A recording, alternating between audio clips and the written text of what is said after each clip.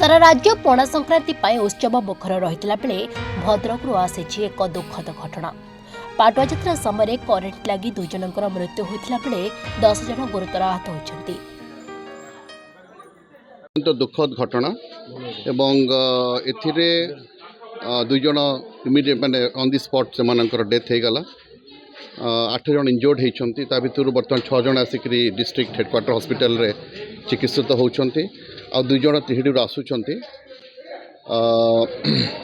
जहाँ जला पड़ी 2 जन डेथ पर जो 8 जन आसुन भितर 3 जन कंडीशन टिके क्रिटिकल अच्छी जदियो बर्न 10 to 15% अच्छी जहाँ डॉक्टर्स मैंने असेसमेंट करुँच किंतु आम भावुँ रेफर डॉक्टर्स फिल कर रेफर करदेटा भल हम कटक एसीबी मेडिकल कॉलेज को अन्य स्थिति स्थिर अच्छी।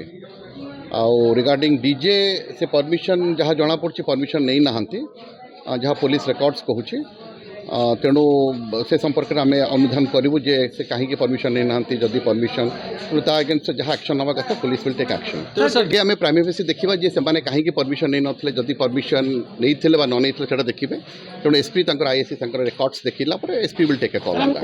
तेज सूचना अनुଯାयी रविवार पणा संक्रांति अवसर में भद्रक तिहिडी थाना हाटुआरी में पाटुआ यात्रा चलुला।